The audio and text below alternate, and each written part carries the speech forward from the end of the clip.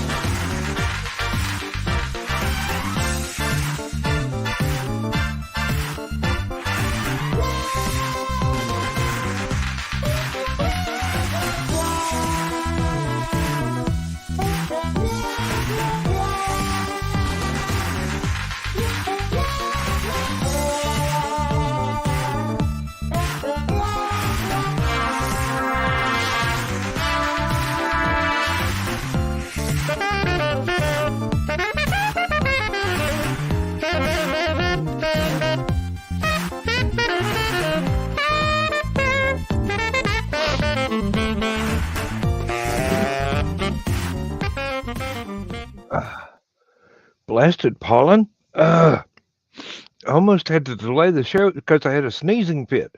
Hi there, I'm Dan Hollifield. Welcome to Last Man Standing. Stupid Clock was a lot of fun tonight. I mean, a lot of fun. If you haven't seen that yet, please watch the replay and enjoy yourselves because we did. Why shouldn't everybody else? With me tonight, I got Thesis, I've got Paul, and maybe we'll even be lucky enough for Dawn to be able to change computers, and because she's got to let her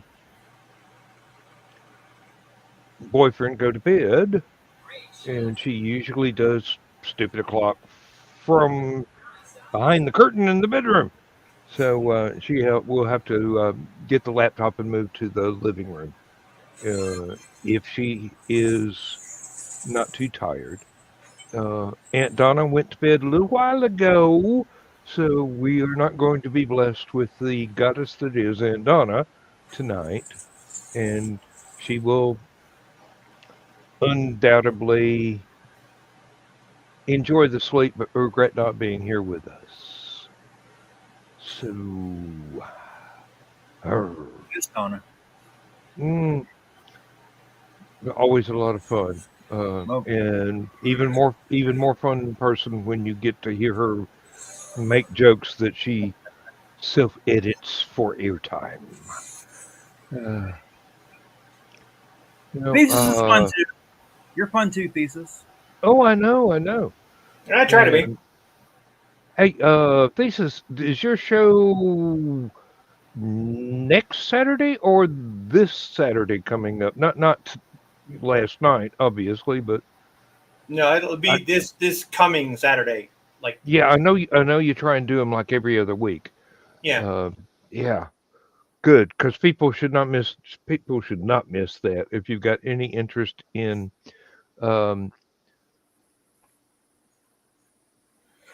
what's the proper term now? I keep wanting to say Asian philosophy. I mean that works, but it's mostly centered on Chinese mm-hmm. culture, philosophy, history, martial arts. And occasionally food. Yeah, that does tend to happen from time to time. Yeah, especially when you and Foxy haven't you start the show before you had time to eat. Yeah, that So was my mistake, but hey, it happens. It yeah, happens. Right now, I wish that I'd made myself another hot dog, but didn't have time between the two shows, and I hate to eat on air. Uh, yeah, uh, it always feels rude because yeah. I'm not I'm not physically able to share, and I live out in the middle of bumfuck Tatooine, and nobody can get here. Uh, oh, You guys might like this. It's especially Dan. You do the SCA stuff. I'm assuming you do too, Thesis. But this guy Kind of. sings really cool. He sings not really cool. not in about 30 years, but I I I But think they that still have me listed as an inactive member. the video I just linked is the Death of King Arthur. It was a pretty neat song. And he's got lots of other stuff too. Really, really cool guy. Mm, okay, I will have to check that out. Let me see if I can post the link. There we go. Yes, it does let me post the link. Folks, check that out. It. His I'm name gonna is try and bookmark it here so I can his name watch is it. Peter Pringle, and he's just got all this really fascinating historical music. It's just YouTube, for whatever in its brilliance, decided to share uh, his channel with me today, and I clicked on it, and I was just instantly sucked right into it. It's really cool music. A lot of it's like ancient Sumerian and things like that, but Hey, cool stuff.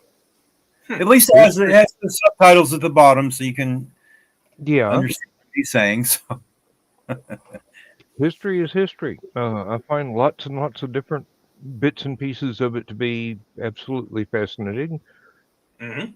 And there are bits and pieces, human beings, what they are tragic and ultimately sad. I But I typically like just music. Like if I listen to a lot of classical music, and I don't like opera. No, Um, no, I'd no, rather have no. instrumental things like that. But this guy's voice is so captivating that even though I can't understand most of the music that he's playing, the English stuff I can, but most of the other stuff that he's playing, even though I can't understand it, his voice is just like it's just amazing. You can't help but listen to it. At least I couldn't. I was hey, impressed, and I'm hard to impress when it comes to stuff like that. hey, in that case, don't go check out my Bandcamp if you're that damn hard to impress. Uh, Well, I check out. I still check out your music, Dan. I'm not complaining. I'm pretty sure I've checked out your music. I can't remember now. I'm sorry if I uh, haven't. that's all right. I listen to I I listen I to did weird. some music for thesis he used in one of his shows for showing off his sword collection, and I thought, Oh, very nice. ooh, Yes, I this is did. an honor. Hmm, I listen to Baroque mostly, and then I get kind of eclectic for some things. Like I like punk and things like that. But most of the time, I don't listen to people singing. Every once in a while, I do, but it's not. It's rare. It's kind of rare. And I like dark ambient music. Except a lot of that lately has turned into just drone, and I don't like the drone stuff. That's annoying. I understand. I understand. Um, it's not something that has a great appeal for me, but um, it can also reach back into history with uh, the Australian natives with the didgeridoos and things like that, where Definitely, that yeah. may be where they kind of picked it Possibly. up from. But There's one. What's the name of the group? It's not really a group. It's a guy. He plays like he's got this sound equipment. And he plays regenerative music. Like he'll put like some sounds into this big bank of things that he has. Would that be Dovidas? No, not him. But I can look up. But it's got one of the songs in particular that I like is called "Folding Space," and it's really good. I listen to it sometimes for sleep music. Mm-hmm. Weird music when I go to sleep. The weirder the music, the better the dream, basically. Yeah, I did one entire album. The working title was "This'll Put You to Sleep" because it was. I remember without looking it up. It's State Azure, Azure, like State Blue, I guess. Okay. But Folding Space that's one of my favorites. He's got a lot of good music. He plays stuff on Twitch too. I highly recommend Bjorn Lynn, although he has done a lot of music since the first thing he sent me to do a CD review of, which was called The Void, and that wound up replacing Dark Side of the Moon in my 5-disc CD player for about 20 years. Wow. Wow. Hey, he is humble enough to say that's too much praise, but that was the way I thought of it. It's very involved. It's got maybe 3 words of speech in it and no lyrics, and it is an entire music CD on the theme of basically astronaut's capsule goes out of orbit and he winds up riding through eternity for Okay. as long as his life support holds out. So it's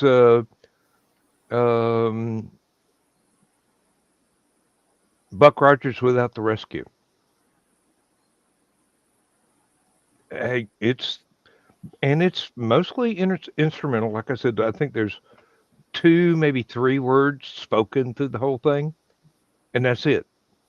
It's all him with his keyboards and guitars and everything. He does an awful lot of music for video games, as well as doing soundtracks to fantasy novels, and well, he's gotten into a lot of different stuff here in the last 25 years or thereabouts. So he's always learning and growing. He lives in Norway, I do believe. I'm not sure. One of the Scandinavian countries, I think. That's as close as I could narrow it down from memory. And he's got an umlaut in his name, so that ought to be a clue right there. Yeah. Anybody named Bjorn, they're not going to be from Memphis, Probably not. No, not going to wind up playing background music on the.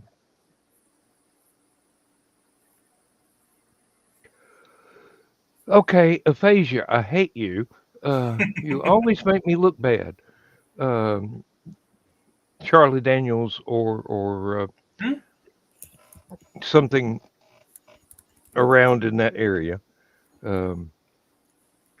Really beautiful stuff. I've run across a lot of really beautiful work by artists I'd never heard of before since I first got online in 1995.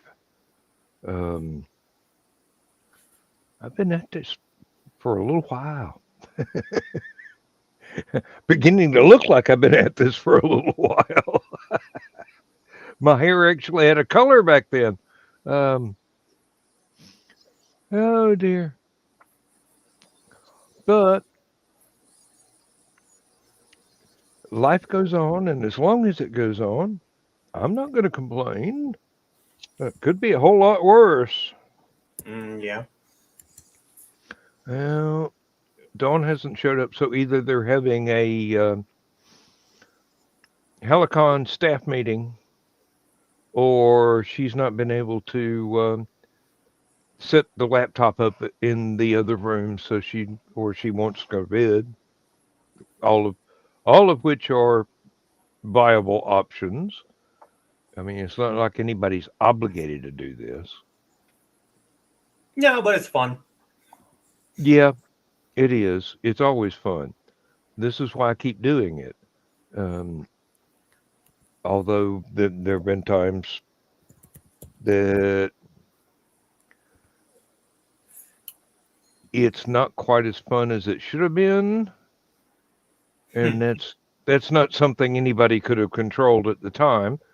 But life is. Things get in the way. Problems are in the back of your mind that you would really like to not worry about, but you can't help but worry about. And Prince Matic, yes. Yeah. The local SCA. You might like that too, Dan. You bring up Cthulhu a lot, so or I mean, seriously. Cthulhu, but I meant Necromnicon, and it reminds me a lot of that kind of the Maddox stuff is in Desperation. It's really it's interesting. It's interesting things you can do with musical instruments. It can give you very very dreams if you sleep to it. I mean, Thesis has learned how to make the guitar sound like a koto, which is not easy. Believe me, I can't do it. It was easier than you think, but But can you make your guitar talk? If I had the right effect pedal, I probably could, but not right now. You need a pipe in your mouth too. I've seen Yeah. What song is that? He puts it's like a tube in his mouth, and then he has a pedal, and he can kind of talk, and it sounds like his guitar is talking. It's really cool. There's a couple of people that have done that. The one that's the most famous is oh God, it came out when I was in high school. Do You Feel Like I Do? Yeah. Mhm. That's one of the main ones where that was like the first one to ever do that. Well, first one that got famous doing that. Well, okay, but I'll stick to the first one that ever. Peter Frampton. First to be recognized, then you're probably first. Mm-hmm. Don't tell that who invented the microphone or the megaphone or the phone or the light bulb. One of the things that I have enjoyed is that Robert Fripp of King Crimson did a lot of work for a while with an electromagnetic plectrum for his guitar. So it looks kind of like a little bitty stapler, and he holds onto it and triggers it, and because it's electromagnetic, the guitar strings vibrate without him having to touch them. And it gives the most awesome sustained tones. I've seen some cool music they've done with Tesla coils and doing that kind of thing too. Lightning hitting the guitars and all kinds of stuff. It's insane. There's a group that does that. I mean, they've got, what is it, 2-story, 3-story tall Tesla coils that they set up on either side of the stage, and a Faraday cage they stand in, and it's just dramatic as all get out. I think they even one time did one of the older versions of the Doctor Who theme. Yeah.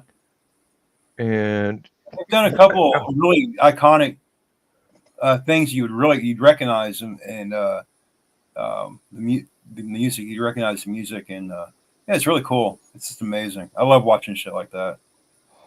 Yep. And like you, my taste in music is very, very eclectic.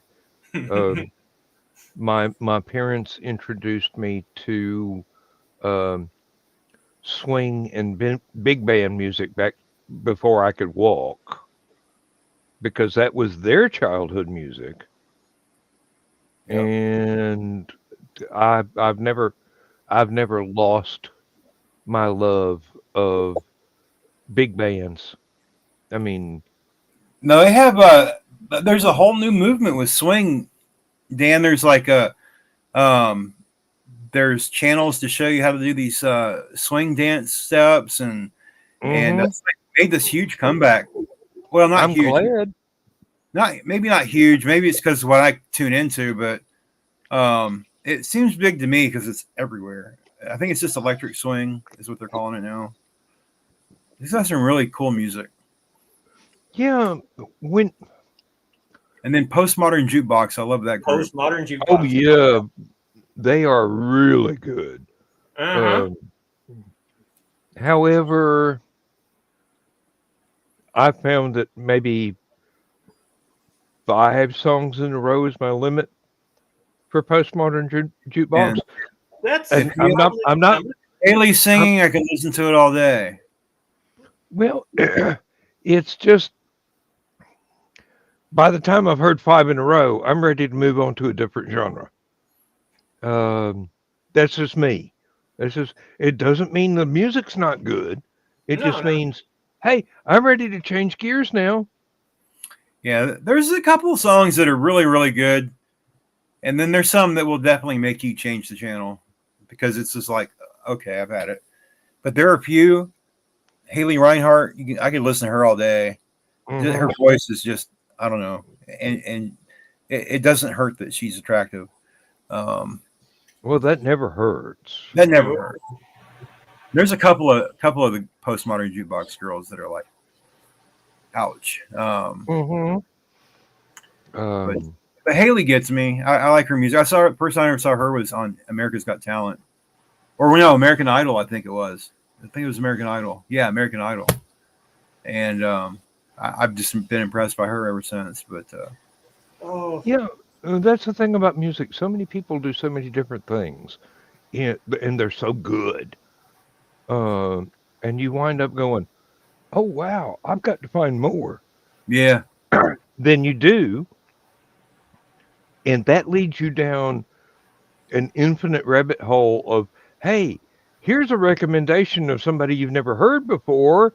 Check this out," and you mhm. bounce around all I want night long. I want to go to Madison Square Garden so bad before Billy Joel retires.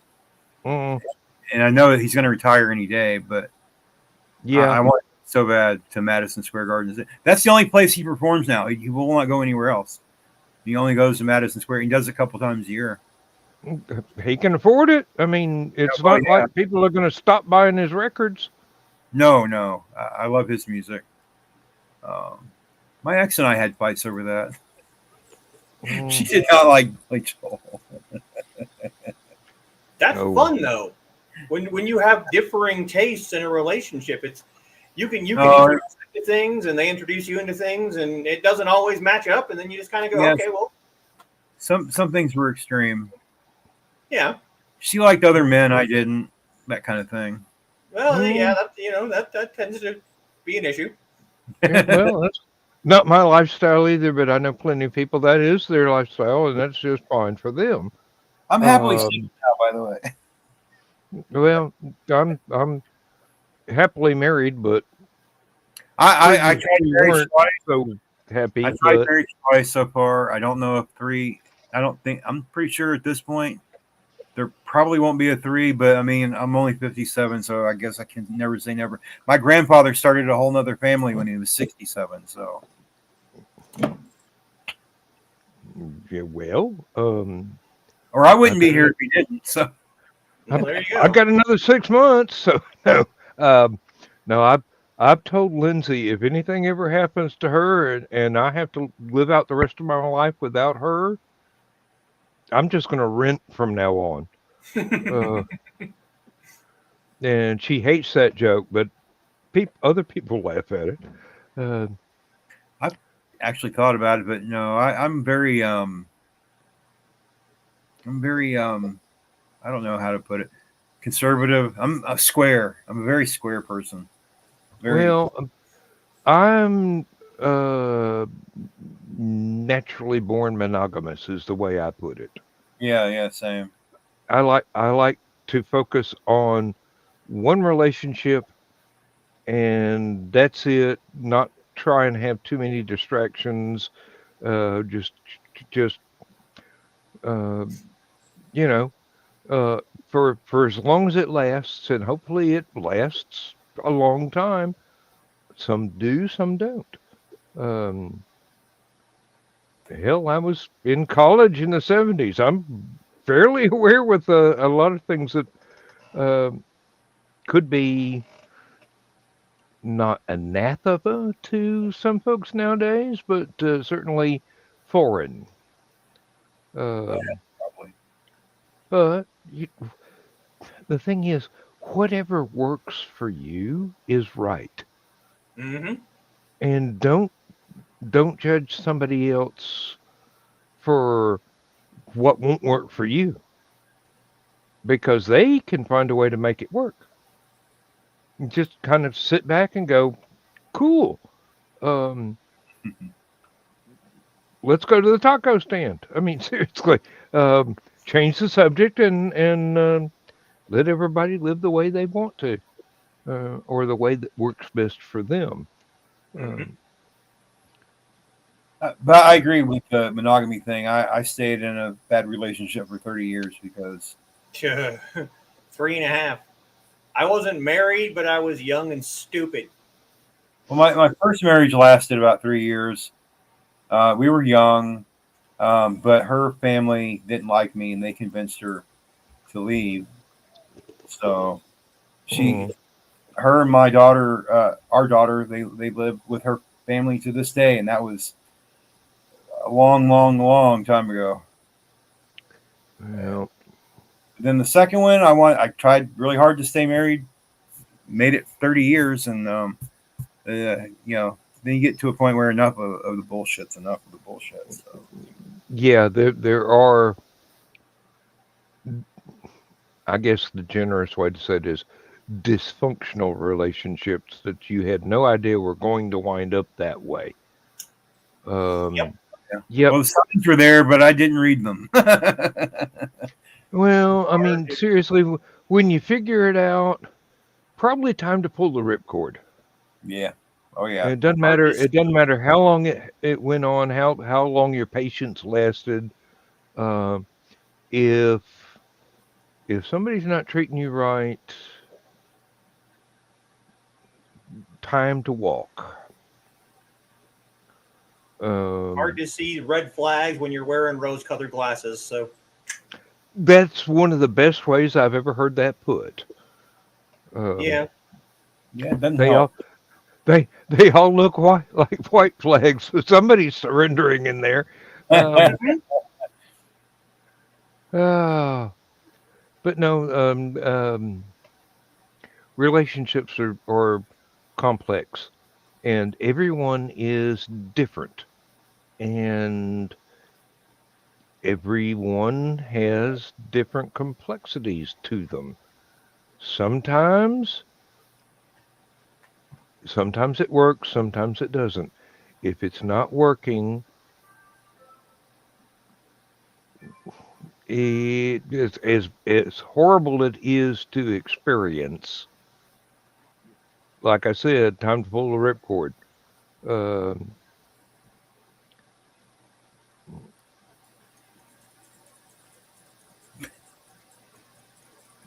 I'm just glad I got lucky this time. Um, so am I. Was that your?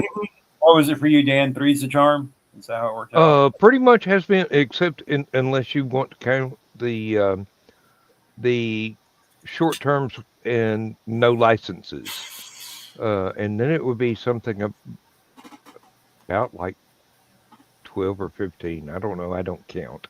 I'm not No. trying. I'm not interested in keeping score. Um, Right. Well, I never tried it the other way, but yeah. well, if I had, and I've got to admit, most of the time when it didn't work, it was because I was very immature and not a little bit selfish. So thought something was going to work, and after a year or two, it stopped working. Or after a month or two, it stopped working. Or after a date or two, it stopped working. you know, um, every variation you could think of.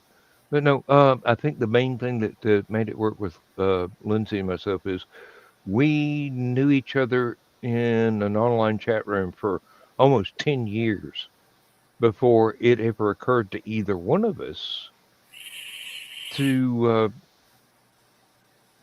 develop a romance. And when that time came and we made that decision, things just kind of kept clicking. And it's still clicking along today. Hmm. Um, I'm infernally grateful. Um, I mean, this has been I've been really lucky this time. Um, and it's not always easy. It's not always smooth, but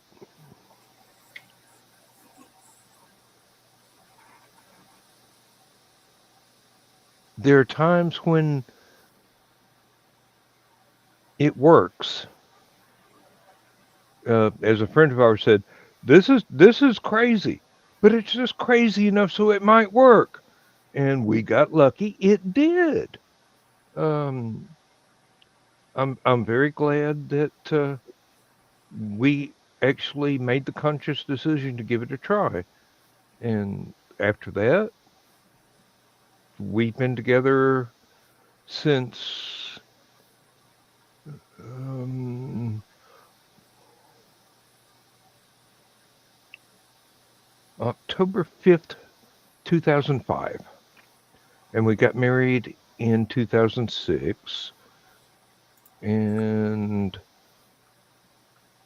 it's been a roller coaster, but hey, I know how to fasten a seatbelt. And so does she. I'm not the easiest person in the world to live with. I'm a writer. I mean, good grief. I'm I'm I'm legally insane. Um, I throw words at paper and have imaginary voices in my head, and I like it. Um, she's been incredibly patient with me, and I have had to be incredibly patient with her as well. It works out. It's a partnership. Um,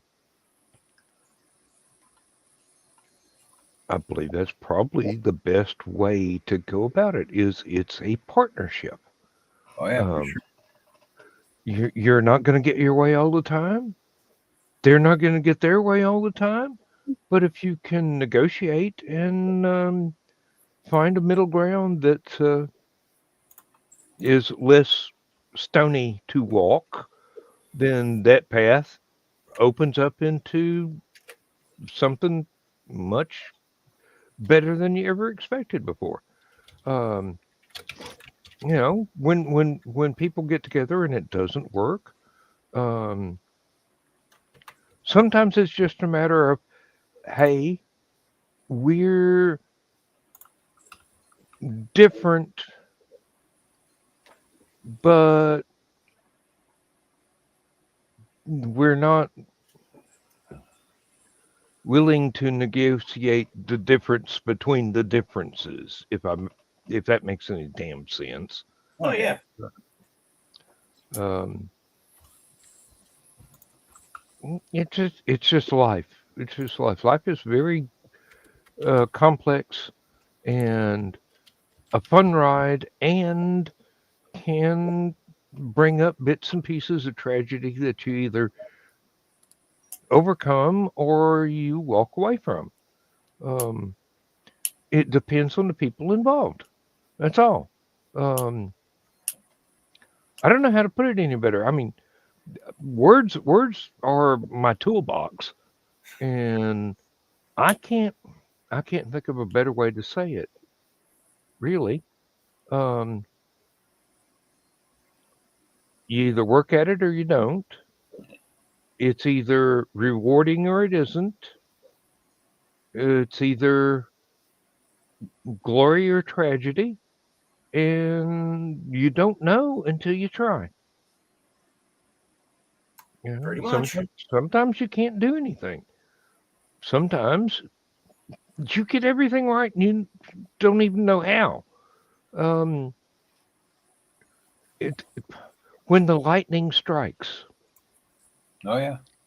pay attention because sometimes you can go, "Oh, nope, this is not what I signed up for," and you walk away too early. And sometimes you stick it out too long. Um, there's Oh you, yeah. you never know until it happens. That's my I problem. mean, you're in the middle of it. You can't tell whether this is going to be. Yeah, but when you Um, can, sometimes you can, but you hang on anyway. yeah, You think you're doing the right yeah, yeah. Sometimes you see all the warning signs, but it says you're wearing rose-colored glasses, so you can't see the red flags. or that, Um, or you're trying to do the right thing because you have kids and stuff, and it's yeah, yeah. introduces a whole new um, um, Um, percent of the I have equation, and I it's have just I have a daughter from my first marriage. I have a daughter or a son from my second marriage, and Lindsay has gifted me with uh, three of her children from two of her marriages, and I wouldn't want to be without those kids. I mean, I didn't get invited to the conceptions, but that's a side issue right there. Um, oh, I have 6 children, so I got invited to a lot of conceptions. uh, One from my first wife and 5 from the second crazy person. Um, mm, but I mean, you try to yeah, hang. You hang in there. You don't. Some people they're able to let go easier or whatever, and and part of it for me boiled down to I couldn't afford to. Um, well, I had this. My family pretty much raised me to be a father. Didn't work out, but I make one hell of a dad. Experiences were the same, circumstances were different, and I don't care. I wouldn't trade any of my kids or my grandkids or my great grandkids or my great grandkids for anything in the world. There's no amount of treasure that would make not having them be less than torture. Um, It's not fun. somehow, hmm? It's not fun. The closest I've Oh, ever come to having any children is I helped my second fiance raise her son for a year, and then we split up, and I've hardly seen him since. He's all grown up and married with 2 kids of his own, I think. And then my one and only, you know, child of my own was stillborn. So, yeah. I'm sorry to yeah. hear I went through that too. There was one that was uh, aborted before I ever knew it existed, and Mm. a set of twins that were miscarried.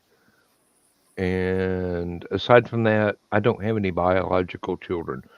I have stepchildren. I hate the step word. I really do. Yeah. Um, I I got invited to be their dad, and that's as close as I'm ever going to get, and that's just fine with me. I have done my best to instill them with the values that I was instilled with, and give them confidence to live their lives without any interference and not take any shit off anybody. So, you know, I figure I'm doing pretty good. I, Um, I have a stepmother, and I have no problems putting evil and step as adjectives for that name. So for that person, yeah, but definitely evil stepmother. She drove a wedge between my father and I, and well, that's an entirely different thing. oh yeah, it This was is my mom has a problem that none of my kids are biologically mine. Now, I can't understand that because she's met them and she actually loves them. It's just,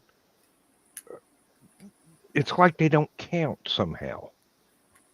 And that's a very 1920s, 30s, 40s attitude that I Well, can't share.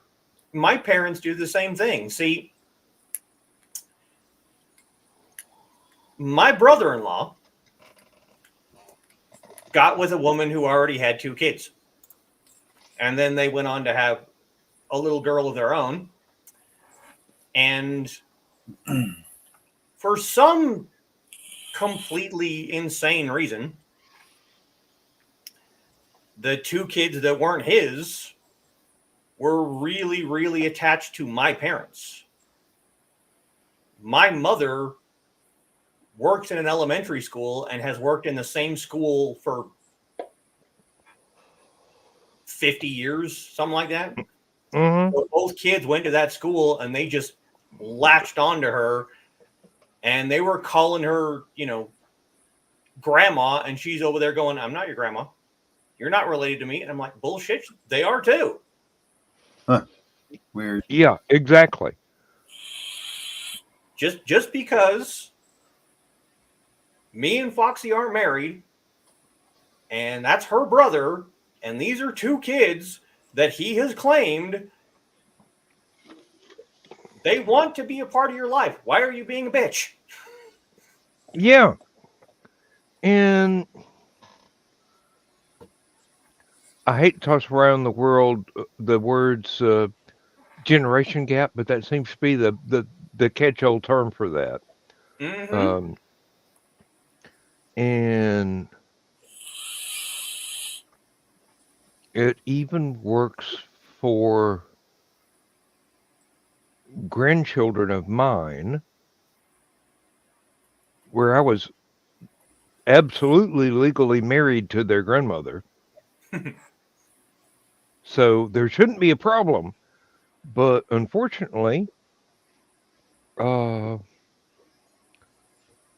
unfortunately there is, and I can't do anything about it. Um, But there I doesn't love need my, to be. I love my mom, but sometimes she gets really Well, up my nose. let me give you something from my personal experience with having step parents and things like that. Um, I don't think it's not. In some cases, it might be a learned thing, but in other cases, it's just I don't know. It's like it's almost psychic.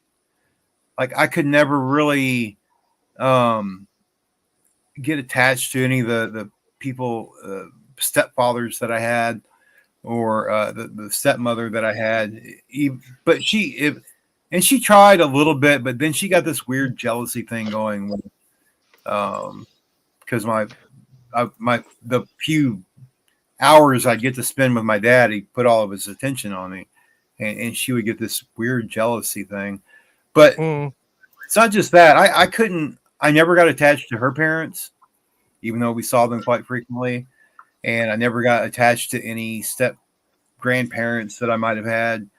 It's just I was 4.5 when my mother, or 4 when my mother divorced my father, and about partly because she got pregnant by somebody else. And she hooked up with that guy for a long time. They were married for 10 years, and there's reasons I couldn't be attached to him. But there's just, I think it's not always a conscious thing. Sometimes it's just a instinctive thing, or maybe a ancient emotional, definitely kind of psychic in a way. They might not be able, they're feel. In other words, whatever feelings they're having, they might not be able to help it. They might not. Yeah, It just exactly, exactly. I look at it as being more cultural than anything else. yeah, and I don't even see it that way. I see it as, because for me, I was too young for it to be a cultural thing. It's just there was something there that I couldn't form an attachment with these new people, even though I was very young, and very young people usually have pretty easy time. And I was, as a little kid, I was friends with more old people than I was people my age, because I spoke well, and I had some intelligence, and I knew how to talk to the older people. So I got along with people. That wasn't the problem. It was just something. There was something there that not learned. It was just an instinctual kind of thing. So Yeah. it may or may not. I'm not saying that's with everybody, but it may or may not be a cultural issue or a learned issue. It may just be something that they can't help feeling, and they might not know why they don't feel anything. No, I'm willing to believe that easily. Yeah. Um, But I'm a very strange people are very complex animals. A and people lot of forget the things they're we animals. do, we have no conscious reason for doing them. We just do them, and that carries over into different relationships, even inside large families.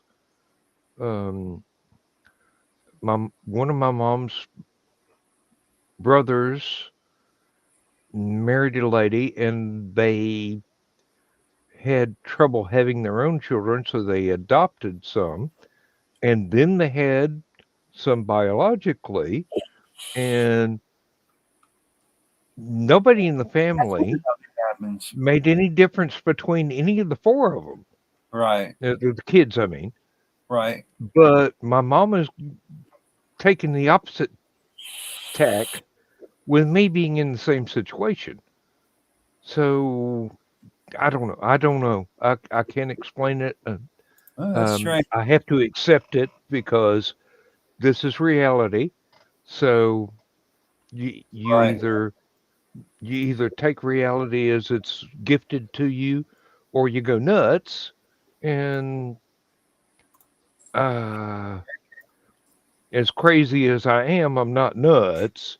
Um, there is a little bit of a difference, I do believe. Uh, Skosh. Skosh. I know. I get crazy. So I just go, hey, um, do you hand me a child and say I'm responsible? I'm responsible. I'm going to raise this child as best as I can for as long as I'm allowed. And if things happen that drive a wedge in between whoever's concerned, um, if it's something beyond my control, I can't change that. I just have to deal with it. I don't have to like it, but I have to deal with it. And it's really not that big a deal. I mean, when the kids visit, um, and mom's there, doesn't treat them any differently in person. It's just this wedge that only is apparent to me or the kids' moms. And since two of them are no longer with us, Lindsay has to carry the burden of that dealing with my mom. Um, and I'm just going, Mom, get over it. Uh, this is reality. Yep. Oh, and here's everybody's favorite gigolo. Uh, No, hardly. not hardly. And everyone he knows. Oh, believe me. Go on about him.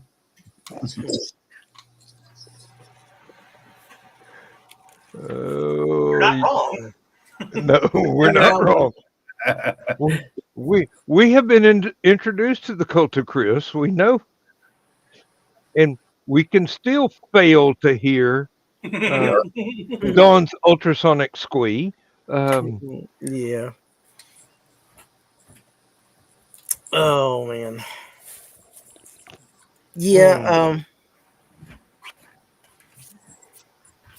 Joe Dog and I will both be at Huntsville next weekend. Okay, what you doing in Huntsville? Promoting at Huntsville Comic Expo. Oh, Nice. okay. That was probably our biggest live promotion last year. Of course, they had Shatner last year, so you know anytime Shatner's involved, there's a boatload of people. Mm-hmm. Well, if you get the chance,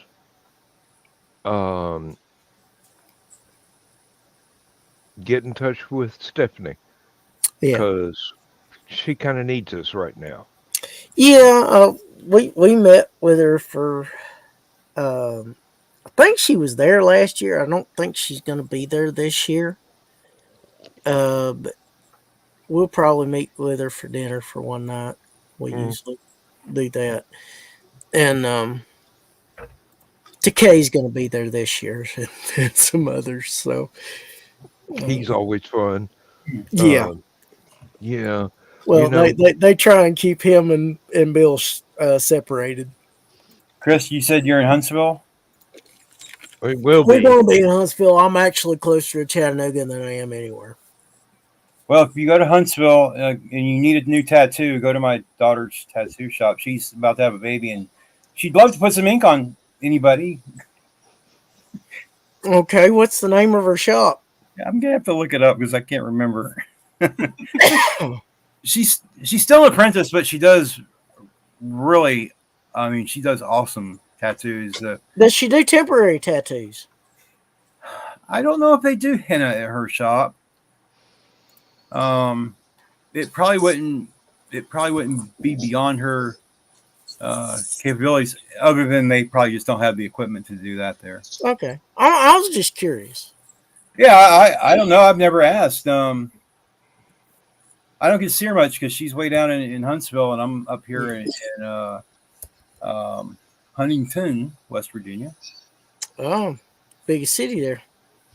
Yeah, big city. Mm-hmm. Hey, for West Virginia, it's huge. It is. Well, yeah. But actually, it's really small. There's only like 50,000 people, and more than Charleston, isn't it? and I don't think so. I think unless they've had a bigger population decline than we have. Mm-hmm. The only reason we have that many people, and because it fluctuates, is we have Marshall University here. Yeah. And, so our population is seasonal, for the most part, and it's nice. Well, it's a little town. It's not too big. It's not too small. I would rather be. I mean, I'm on top of one of the biggest hills in Huntington, where I bought my house. But I would like to be further out in the mountains in the wilderness than I am now, because I'm not.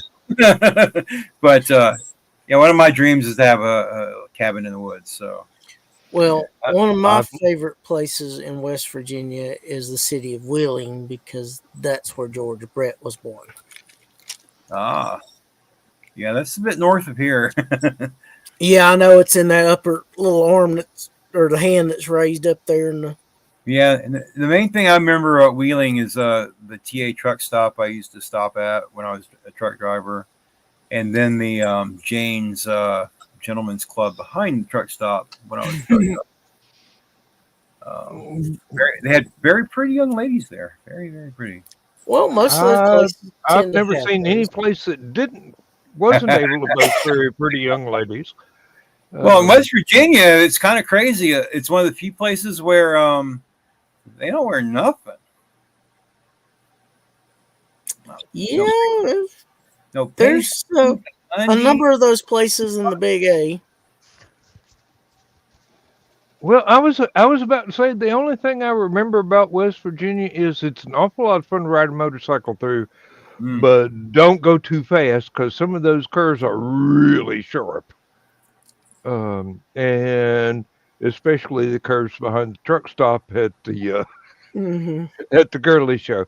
Um, Well, I haven't had a motorcycle in too long. I'm thinking about getting one in the next year or two. one of the Lindsay told me funniest. I could get one of those three-wheel Can-Am motorcycles because Mhm. she's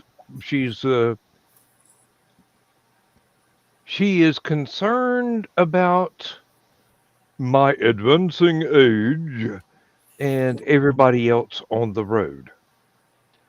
So I don't know if she's worried about I'm going to drop a two-wheeler over, or if she wants to make sure that I've got a motorcycle that's big enough to put a dent in a car if somebody tries to hit it. Mhm. Um, Well, they uh, are interesting with the two wheels in front and the one in the back. yeah, I mean it's a Yeah. great design, Yep. and it's as long as the wheels are separated by that magic triangle, um, they are incredibly stable. Um, Paul, you reminded me of a joke that I heard one time. Oh, So you know what you call working girls in a truck stop?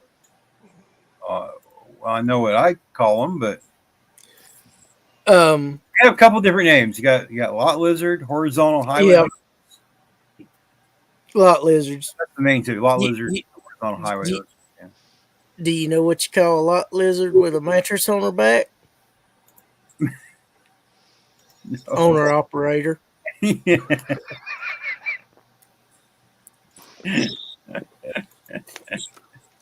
Yeah, that sounds familiar. There's a comedian called Catfish, and I've listened to a lot of comedy tapes when I was over the road. And Catfish had some of the best truck driving jokes that you could ever listen to. And Yeah. I can't remember any of them that I can tell live online. And, Yeah, I've worked in carpet mills and a trucking company, so I've heard a lot over the years. I'm sure. Yeah, yeah, I drove a truck from about 95 to 2000, and lost vision in my left eye at an Wow. ophthalmologist, and couldn't drive anymore. And Mm, just when I was getting, I started driving flatbeds, and I was just mm, starting to make. I drove everything, but I got the flatbeds. I mm, hated it at first, but then I got the paychecks for it, and I was loving it. And, mm. um, and then it's amazing what you put up with for a good paycheck. yeah, it really well. This was like late '90s, and my minimum check after taxes every week was $1,000. Nice. And Yeah, that's like me at the factory.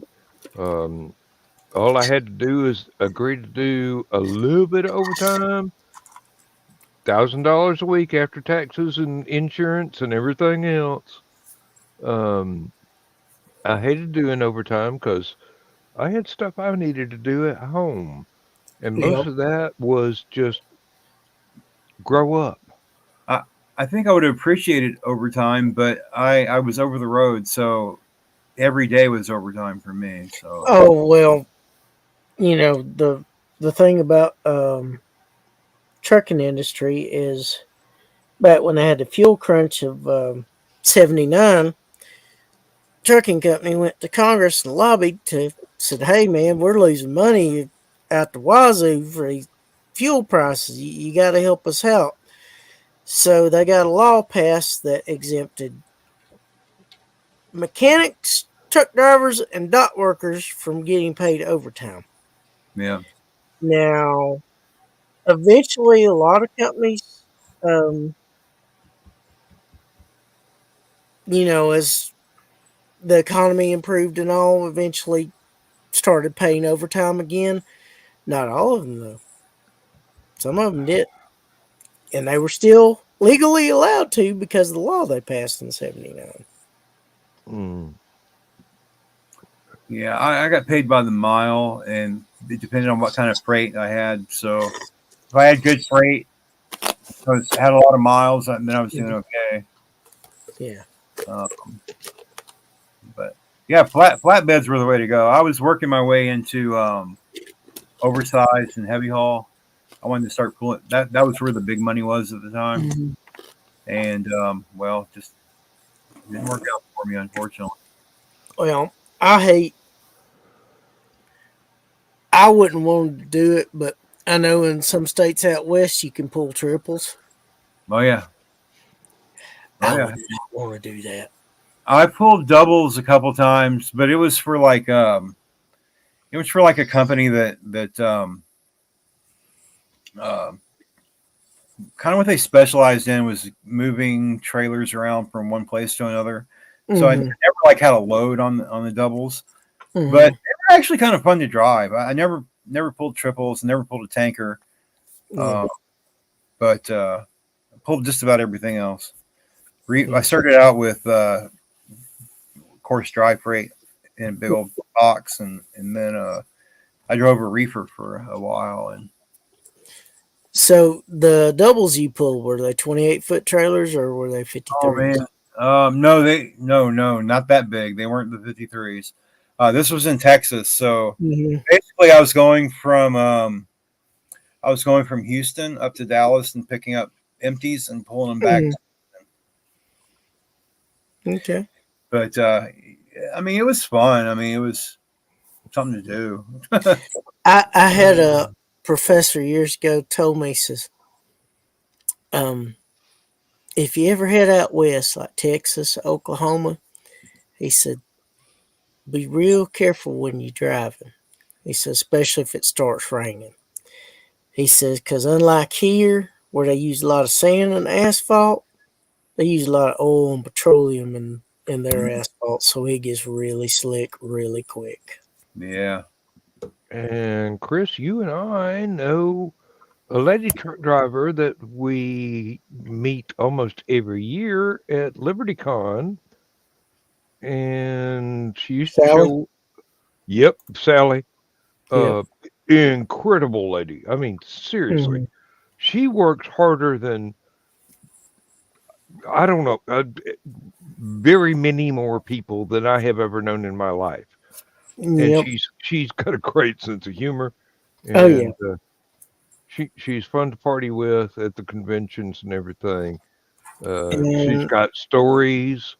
I mean, there are things when she was driving up north and had to go across some bridge up there where you had to be real careful because there were crosswinds, and if you weren't real careful, you could wind up towing a trailer sideways across the rest of the bridge. You just and you'd be driving in a straight line. It's just the wind. Yeah. Well, thank God I never had to cross that bridge up around Seattle, that Galloping whatever it was. Galloping Gertie. Yep. Yeah. Oh wow! I'm sorry to interrupt, but I just got on Instagram, and my daughter just got her tattoo apprentice graduate certificate. All right, congratulations for us. Yeah, I'm impressed. She turned out. I was this one. I was not expecting. All my children are like artists and stuff. Mm-hmm. Not expecting her to really be an artist, but yeah, she's actually she's actually the best out of all of them. Hey, tattoo artists are surprisingly good. It's amazing what they can freehand. Well, they have to. Yeah, They have to be. sure. They have to be. Their customers are some of the pickiest around. I mean, I've got some bad tattoos and they need fixed, but yeah. But unfortunately, when I go down to Huntsville this year, it's going to be to see the new baby, and she's not going to fill up to doing any ink. So, but I'm going to get her to cover up some couple tats I have that I definitely need to get rid of. Okay. But, eventually, I'm trying to see where she works. I can't tell, unfortunately. There's two things I never got tempted to do. One of them was to get a tattoo, and the other was to get an ear pierced. Don't ask me why. There's nothing wrong with that. It just never seemed to be for me. Now I desperately need some kind of mnemonic tattoo on my right hand, like a rosebud or something, so I can tell right from left because I'm dyslexic. Somebody tells me to turn left, I'm going, which left? Because I don't have a left, I don't have a right. I've just got this one works and this one works. So I needed something, and I've always wanted to just something that would remind me which hand was which. Mm-hmm.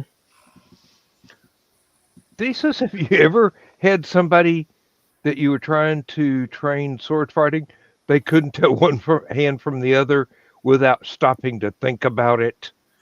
Yeah. And it That's was where I live. Thing I had ever experienced. I had to just tell them, just mirror me. We're gonna do this the hard way because holy shit. Let me pull up this link here from Paul. There you go. All right, tattoo artist at Golden Phoenix. That's her Instagram page. You can see what her art, the tattoos that she does. Okay. It stuck it together with the name. I don't know why I did that. I put a space there, but it said, nope, I don't want a space there. Hey, trying to put links into StreamYard and sometimes Facebook gets really messed up from time to time. It can drive you crazy. Yeah.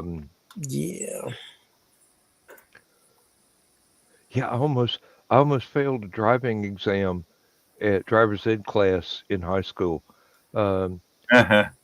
Instructor says, pull up to the end of the road here and take a right. I went left. He goes, okay, your other right next time. Well,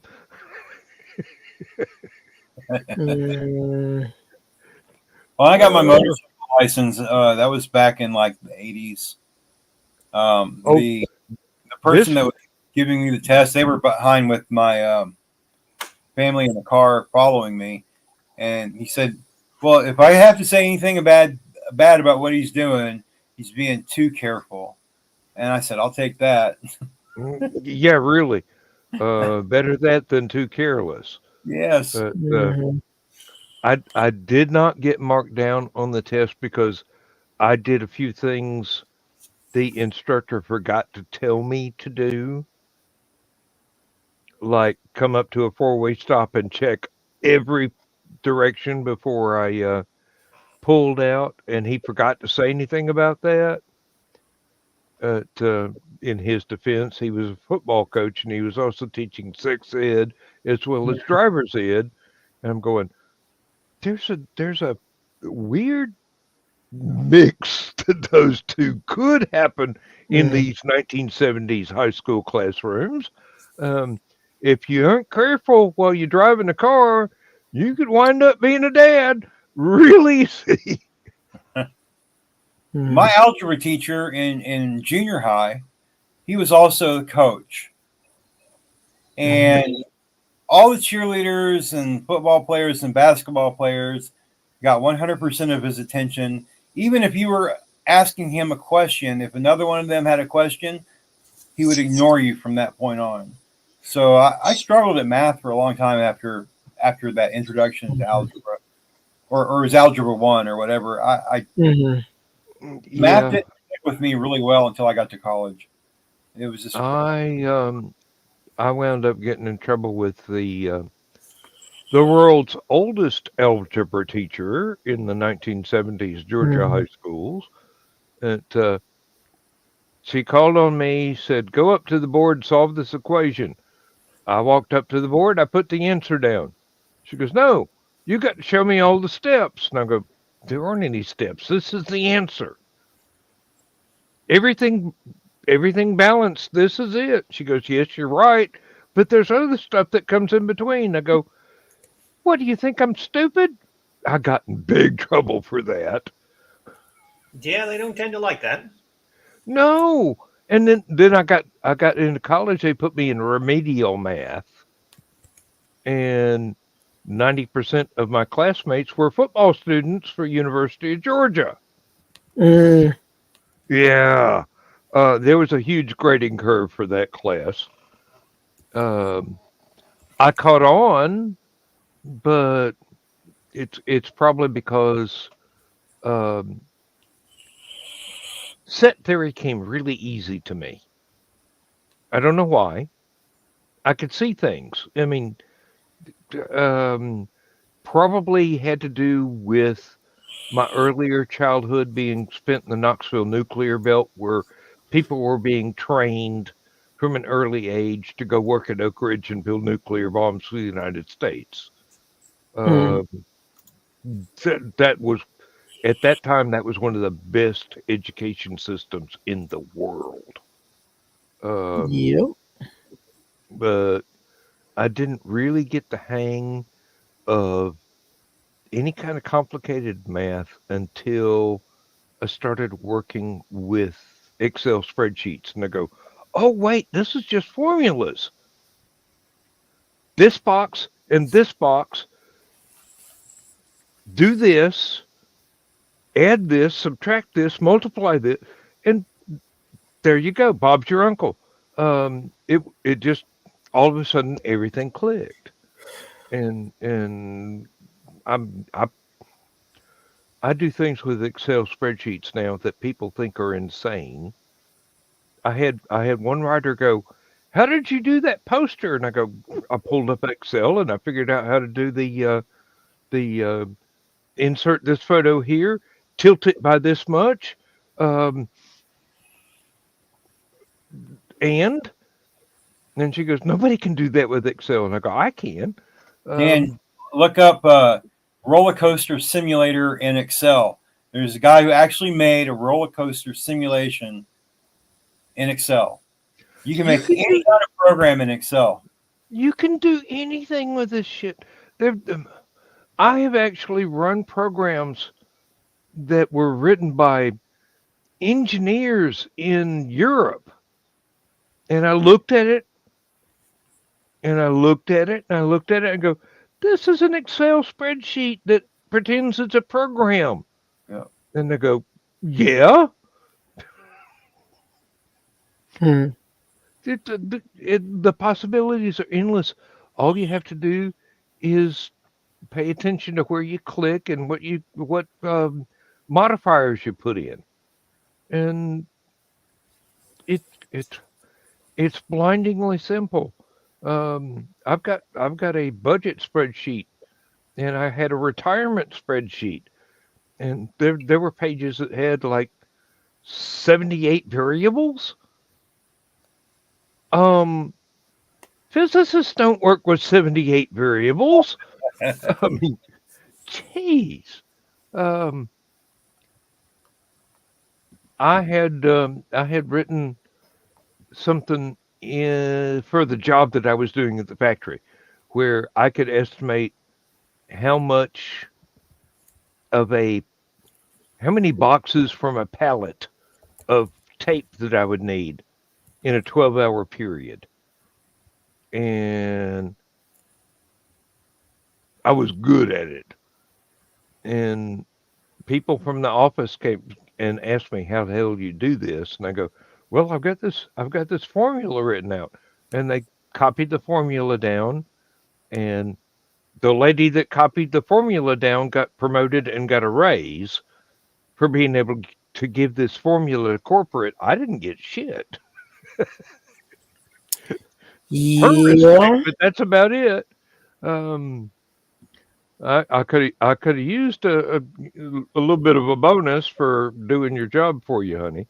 But no, it's all right. It's all right. The things happen, and with my view of the world, things happen for a reason. Sometimes the reason is you're stupid and you screwed up, and sometimes the reason is you were in the right place at the right time. Hmm. The difference is how you feel about both of those eventualities. Um, if you don't get pissed off and you're able to just go, hey, now I have a new skill, or hey, what the hell did you just do? Uh, there's a big difference between those two eventualities.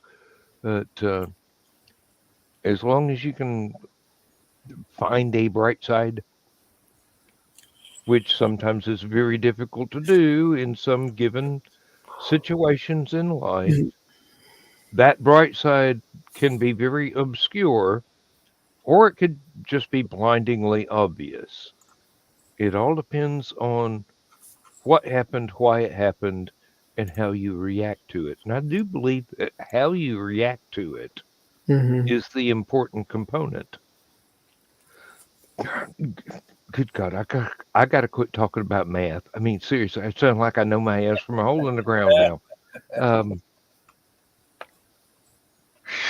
What's that con you're going to?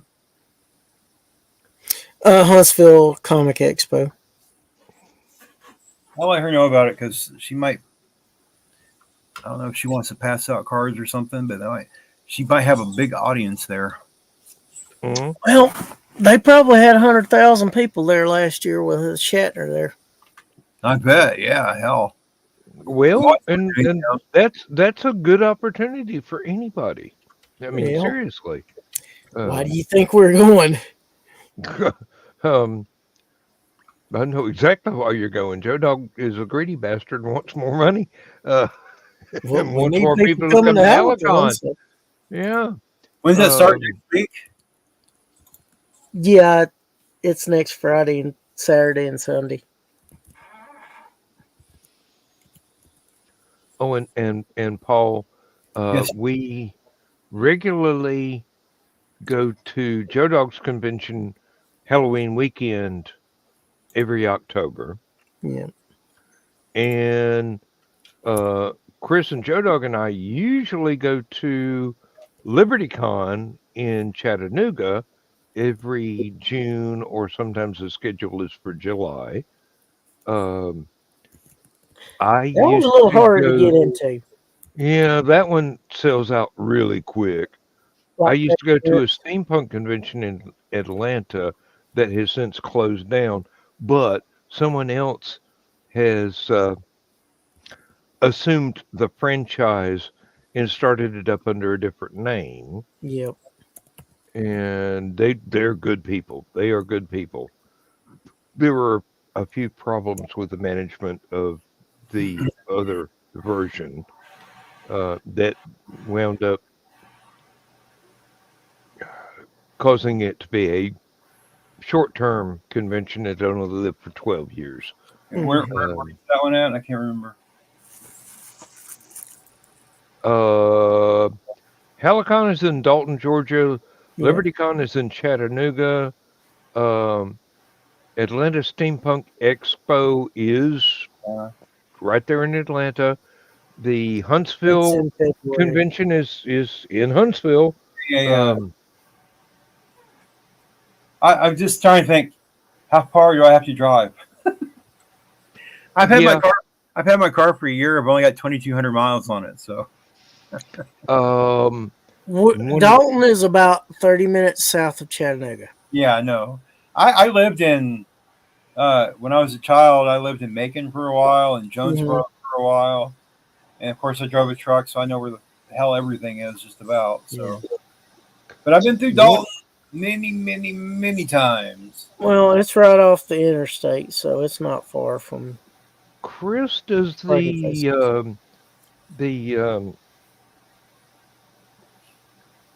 the Southern Con Yeah, the Southern database Fandom still Resource Guide is exists. still available. Southern Fandom Resource Guide. Thank you. I couldn't remember the name. It's been around for years, decades. There are Um, literally more conventions than you can possibly go to. and they Usually range 3 or from 4 each weekend during the teeny summertime. tiny things to great big huge things. Need some up here close to me in Huntington. That'd be great. How far away are you from Louisville? Louisville, I think it's 100 and something miles. Not Well, far. 90 minutes. Not there far. there's one there called Imaginarium Alexa, how far away is Louisville? that you want to check Oh, out. 200 miles. It's a little further than I thought, but yeah, it's Oh, not. a little further than you thought. Yeah. So, yeah. It's still doable. Um, I mean, it's like I get on 64 and stay there. yeah, we drive 3 hours to Helicon. We drive 3.5 hours to LibertyCon. Used to be 90 minutes to go to Atlanta. They've raised the speed limits most of the way Well, recently.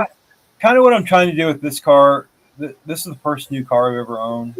Never had a new car before, but I'm trying to get it paid down and keep it really low miles so I can get a good trade in, so I can get a decent pickup truck for my next car. Mm, Um, Or something even smaller. I might go. It's a nice little car. I love my car. what do you got? It's a Chevy Trailblazer. And Okay. so I was gonna get the next one up. How far away is Hunt Valley, Maryland? Far. Maryland's far. yeah. I'm at the very And Huntington. I'm right on the border of Ohio and Kentucky. I can drive. I can drive 10 miles or less and be in either one of those states. if Aunt Donna and Uncle Carl were here, they could tell you some places in Indiana. Is that where they're at? Yeah. I can never remember if it's Indiana or Illinois, but Wait a minute. they've got No, Brian K. Morris is Indiana. They're Illinois. They live in Danville. okay, but they have conventions up in their area. Some of them are quite tiny and quite intimate, but no less fun. Somewhere So around North Carolina's a Danville. good ways away from you too, Paul, right? Oh yeah. Oh yeah. I'm on the very west edge of the southern part of West Virginia. Yeah. Pikeville, Kentucky. That's closest, I think. Alexa, how far is Pikeville, Kentucky? 104 miles. They've got a Pikeville Comic Con on June 1st there.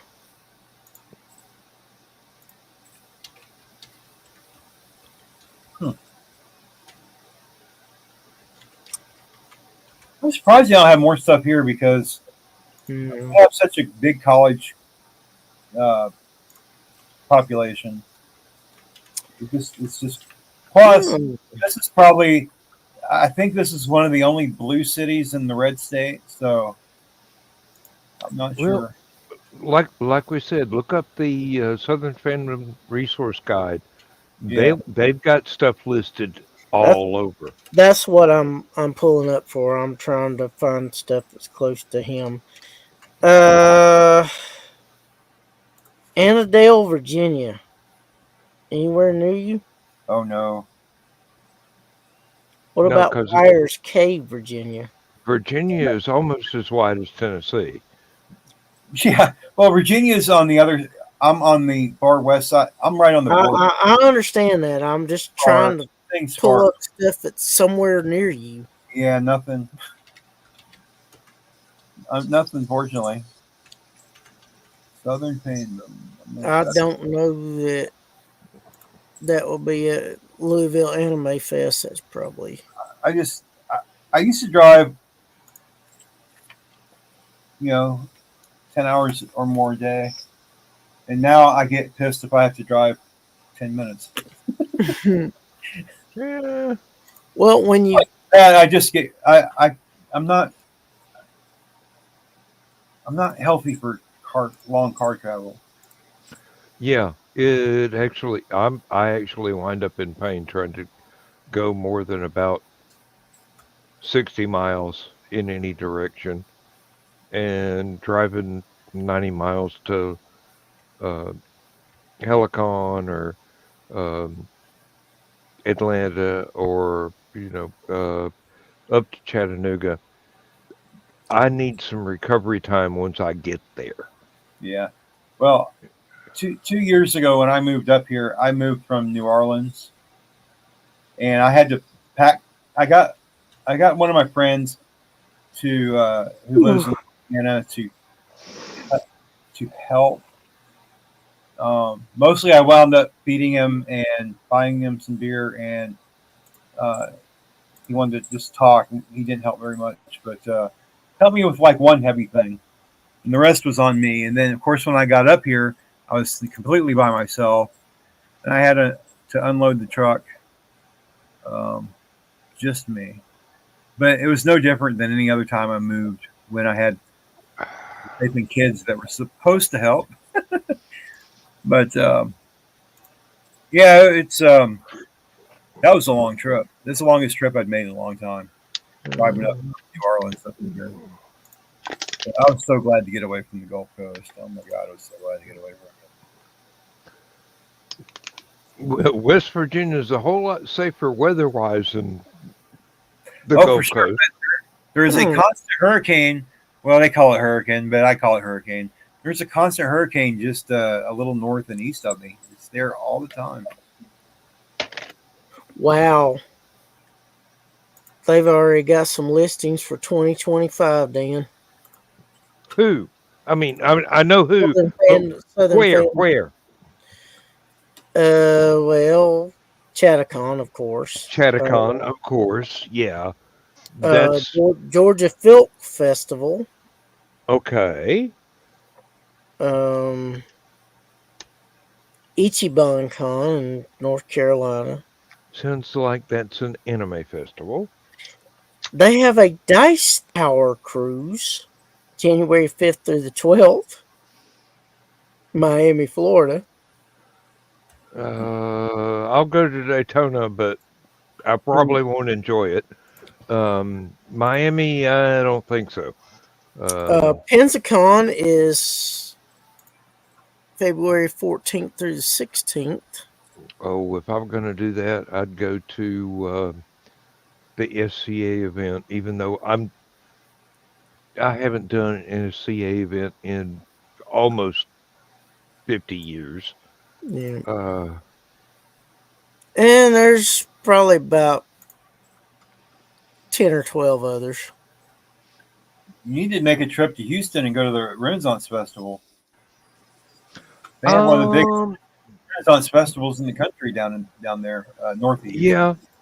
I Georgia's pretty bad. much have to go through Atlanta airport security to do that, and I would pretty much rather just walk through Atlanta with a machine gun and a flamethrower than go to the airport. Yeah, I agree there. You are treated with no amount of respect whatsoever. To Atlanta airport security, you are just cattle. Wow. You are not even human.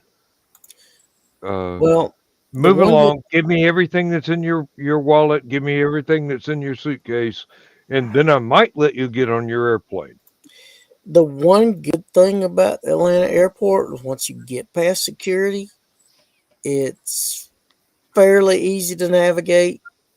Yeah. If it weren't for security, yeah, Lindsay and I'd be still flying back and forth to England and visiting our family. Yeah. It's just Atlanta airport security is, as far as I know, it's got the worst reputation in the entire world. Well, it doesn't help. It's the busiest airport in the world, and you've got Well, that may be cause and effect there too. I'm pretty sure because of that, they want to make sure nothing happens on their watch. Unfortunately, that means you got to deal with their overzealousness. It's not so much the overzealousness; it's the um,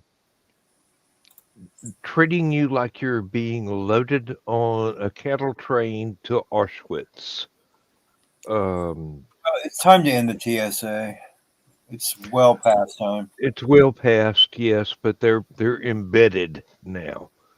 Um, I can agree with airports needing security, but They always not.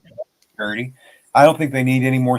The security they had in the past and the security they have now isn't going to keep anybody from doing what they did on 9/11. No. Not a thing. If It's somebody is determined enough, they will find a way. happening is the cockpits are now locked at all times. But nothing is going to stop somebody from renting a plane Yeah. Oh no! or taking over a plane.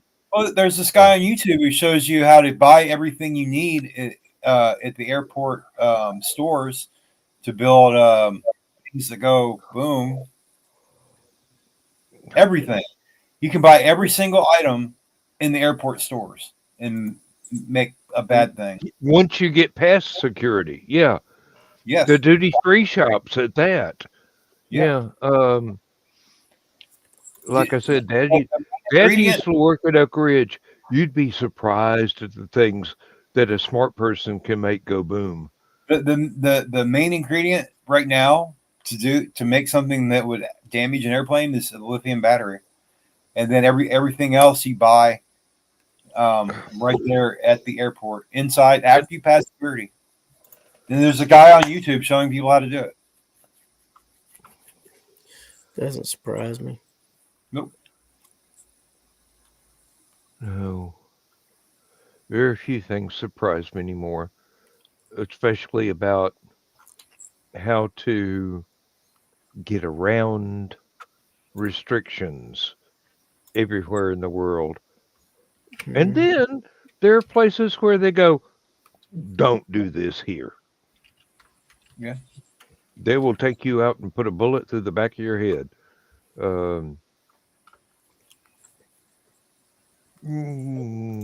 Mostly those are Southeast Asian countries, but, there are Middle Eastern ones as well. Hell, New Zealand used to let you immigrate there and take your guns. Now they don't. Yeah. Yeah, I don't imagine They don't that. want you. They don't want Americans with firearms either. Man, I wish I could have gone to see Hong Kong before China took over. Oh, It was a really neat place. Now I just wind up in a gulag or whatever they call it. yeah. So many places on Earth I would love to be able to go, but there's no way I could be pain free long enough to get there. Mm. Yeah, Um, I can relate to it would that. be very difficult for me to uh, manage even a 12-hour flight to England anymore. Um, and not because I've got to go through Atlanta, because I could go to Charleston or I could go several other places, get a connecting flight in New York, and already be behind security because my baggage got checked someplace else. But no, it's just 12 hours in a chair is no longer comfortable at all. And there's nothing I can do. Um, I'm just I'm just old. And everything hurts and everything will continue to hurt no matter how much money I pay some fancy doctor somewhere. Um, and that's life. Mm. Sorry, guys. I know, I know. It's been a long day. I'm tired Uh, tonight. we got another 15 to 20 minutes or so, but Yeah. we can end the show early and there are people that watch the show later that will go, "My God, you didn't last for 3 hours this time." And and Mhm. Dan was awake the entire time and not slurring. Um, Hey, I'm sorry. sometimes we do good, sometimes, yeah. Um, but yeah, I think I'm gonna bow out because I'm really starting to fade fast. So, I know I, the feeling. I know the feeling. Um, but I'm glad I was able to join in and hopefully add to the conversation a little. Oh, for well, sure. if you can, um, give everybody a shout out for the convention in Huntsville, for Hallowcon, for whatever, and then I can do we'll. that. Hmm? Um, Everyone, I highly encourage you to look into attending Hallowcon this year. You're going to definitely find it one of the more relaxing and enjoyable conventions that you go to. The food is great. We have authors of some renown, including Dan Hollifield, who we're happy to have.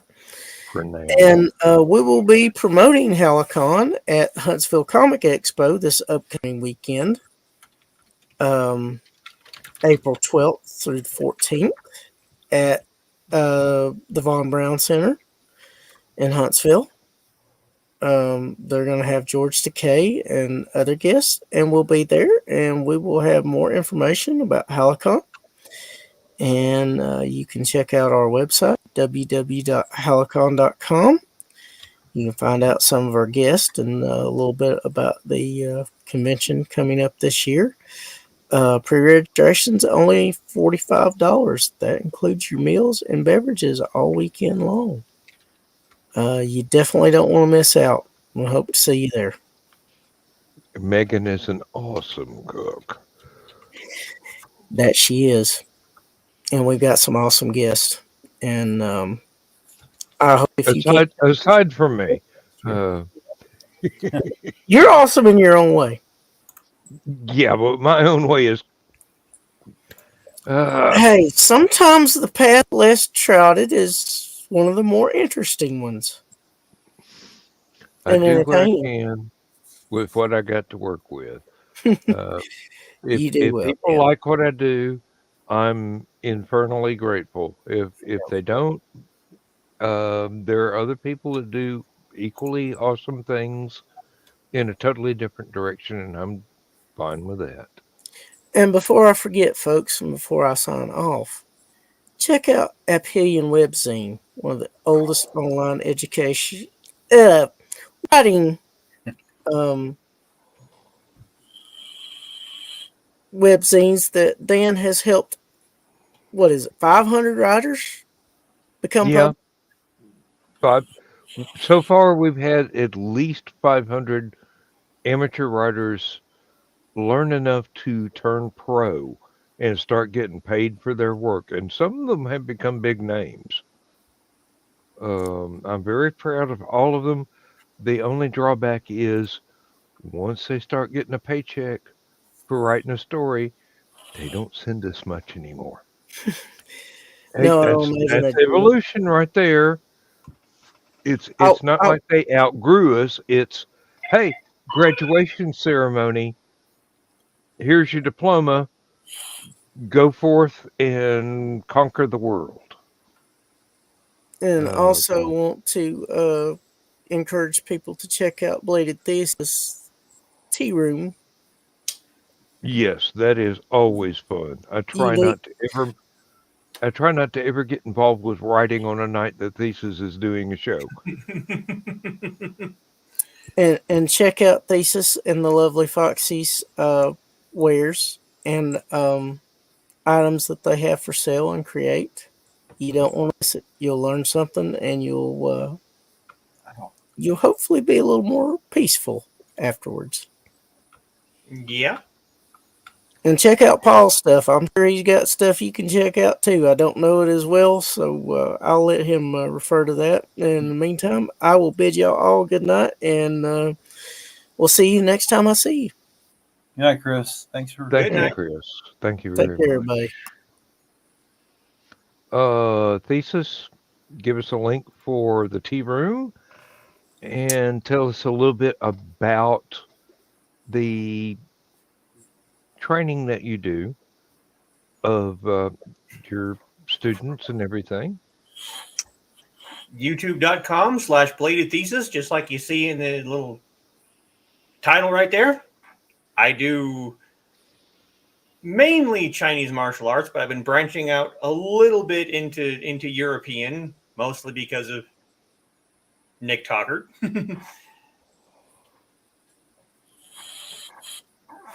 Lovely things like this. Mostly sword based, but other things too.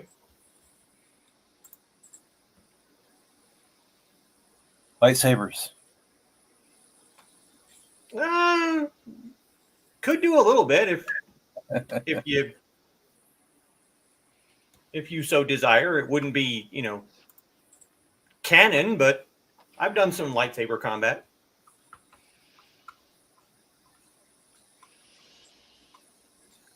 And speaking of Nick Talkert, he just showed up right as we were about to Yeah. end the show. Summon. Yeah, Nick Talkert deserves a shout out. Um, the fighting axe, the fighting sword, the fighting spear. Really, and the Historical Fencing Guild on Friday nights on YouTube. Yep. Nick is an amazing, amazing guy and a wonderful friend.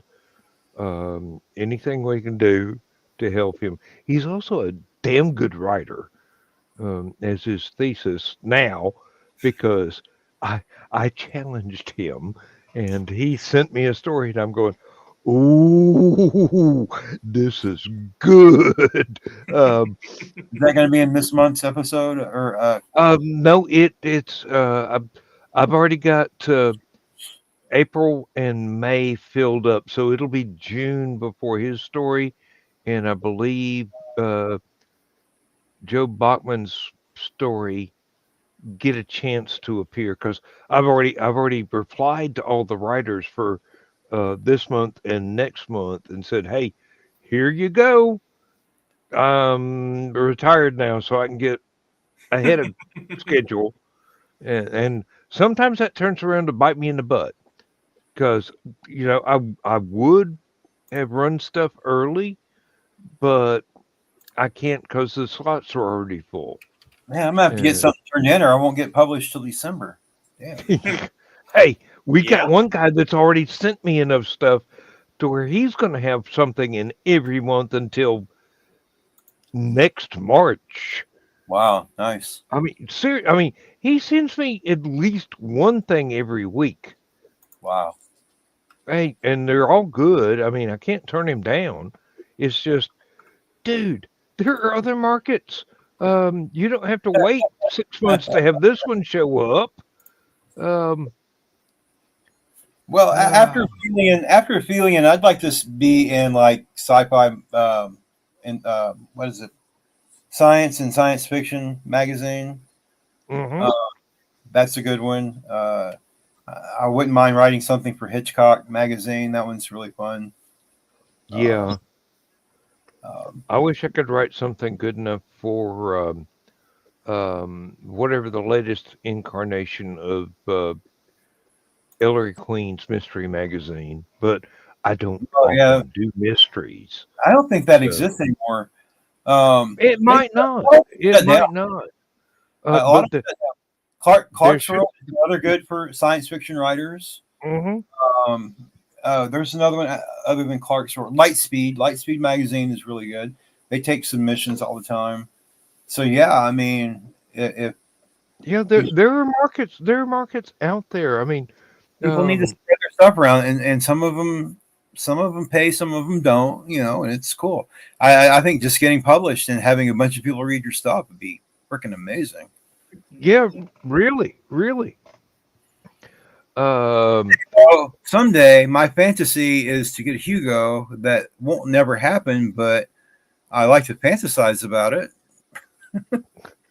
I miss Omni magazine. Oh Yes, God, indeed, I do too. I read the hell out of Omni when I was a kid. That wasn't Omni a spinoff though from from Playboy, the stories in Playboy originally. Penthouse. I thought Omni was a Playboy magazine. It was Guccione. It was Okay. definitely Penthouse. Believe me, Okay. my dad had a I couldn't remember. my dad had a subscription from the very first issue Oh of shoot! Man. Penthouse. So yeah, Well, I didn't have Penthouse. I was too young, but my parents did make sure I had Omni. I loved that magazine. When I was oh a kid. yeah. I used to buy that every month, and then the nicest rejection letter I ever got was from their sci-fi editor. She goes, "Hey, you show definite promise, but it's just a promise right now. So keep trying. Don't give up. Keep working." And I went, "Okay." Well, it's good to get a response from people, even. Hey, this was the only handwritten rejection slip I ever got instead of a form letter. And she said, "Hey, keep trying.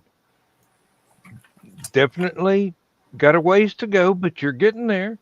And I kept right on going. A lot of people these days are saying they aren't even getting form letters. They just never hear back from them.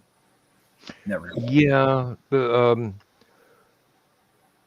traditional publishing has changed a lot in the last 20 years.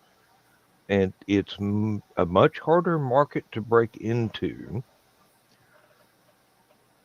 And, you know, Donna and Carl have it right. If you can network with editors and cover artists and whatnot, why not go ahead and throw it up on one of the independent things like Lulu or whatever, and just cut out the middleman altogether. And there's nothing wrong with that. I mean, it used to have a stigma attached to it, but not so much anymore. There's a lot of respectable stuff coming out through people who are going, "Hey, I met this person in this chat room, and I met this person at this convention, and they're going to help me get this manuscript good enough to actually put in front of the public. And I'm going to go through this independent publisher. Oh, Nick. No, I am not.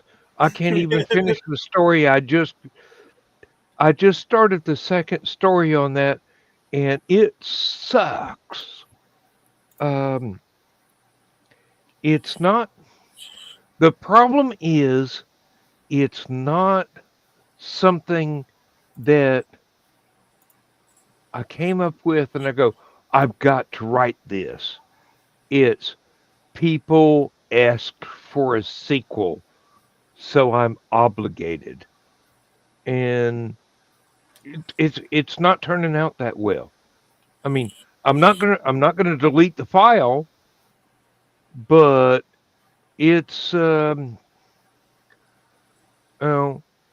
I've got I have contracts that I need to fulfill, and um, going down this particular rabbit hole is keeping me from fulfilling those contracts. So I've got to get the next Marinibrium book out. I have got to. I've got at least 3 more Tom Darby books I need to get out because those have been planned for a long time. I've got the steampunk book that's been sitting there. All I got to do is finish writing one. I don't want to call it a chapter, but it's like a very, very, very long um, novella, and then you know I can get back once I get these things that I feel obligated I have to do because my publisher wants this, my publisher wants that. Then I can step back and go to my fans want this, my fans want that. I just uh, I think I rushed it a bit because people people like that particular story, and even as an audio it only takes 20 minutes to listen to. It's not that long a read. um Probably shouldn't take a normal reader longer than it took me to recite it. um but i I have contracts. I've got to fulfill the contracts. Then I can step back and go, okay, now it's time for fun stuff.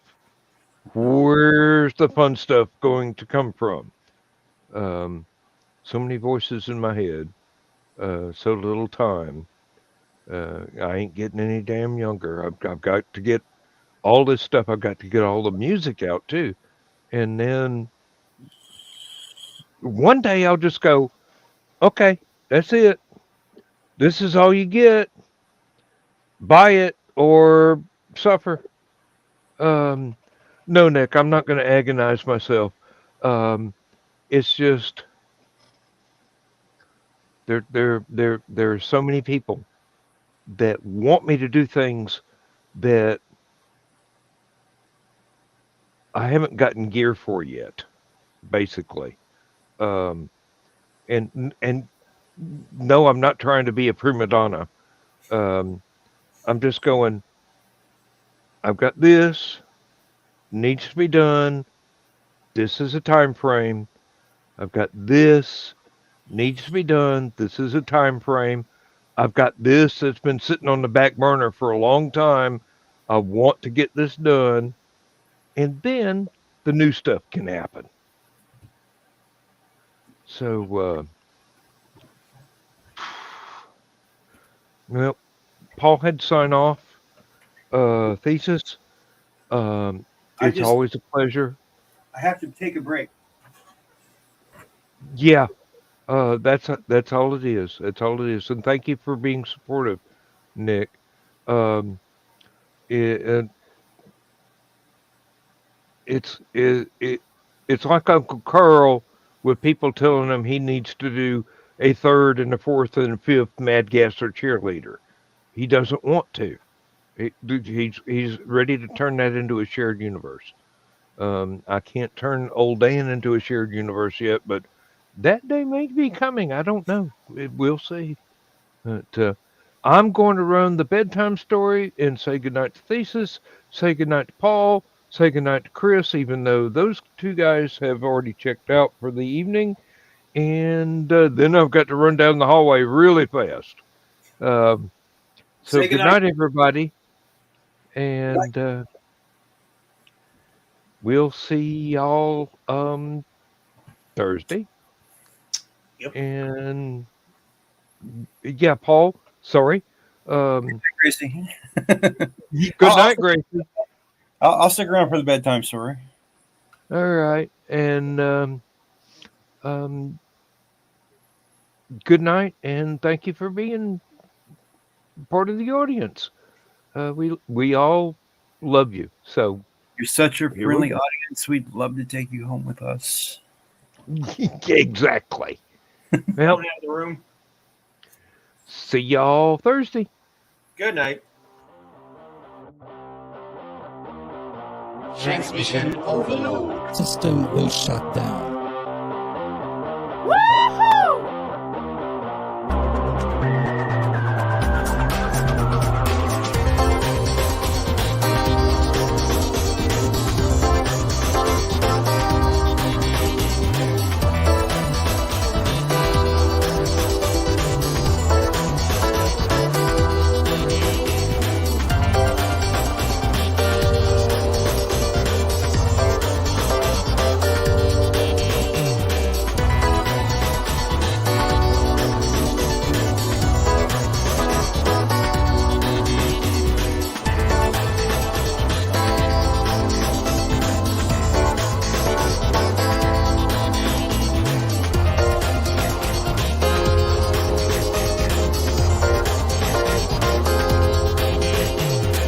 Transmission overload. System will shut down.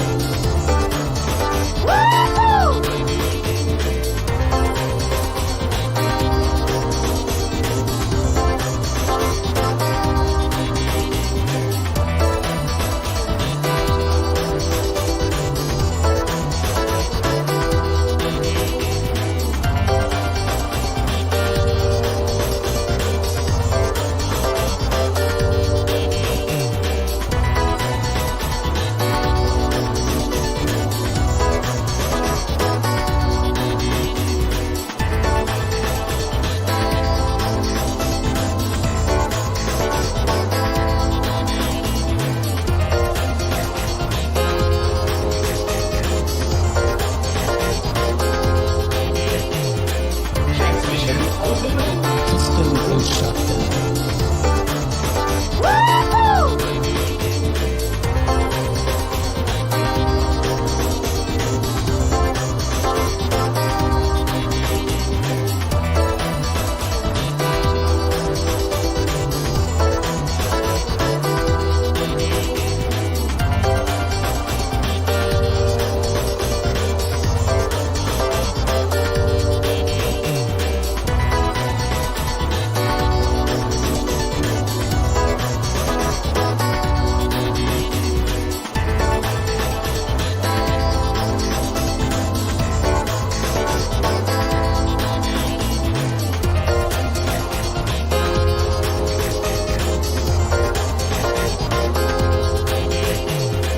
Transmission overload. System will shut down.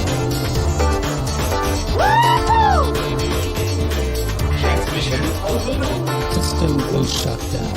System will shut down. System will shut down. Hello, I'm Dan Hollifield. I'm the senior editor and publisher of Aphelion Webzine, the world's oldest free creative writing e-zine since 1997. Since then, we have held over 500 100 amateur writers learn what they needed to turn pro. www.aphelion-webzine.com and read not only what we've got going on right now, but 28 years worth of our archives of stories. Thank you very much. Oh, son of a gun. You thought I was going to say son of a bitch, didn't you?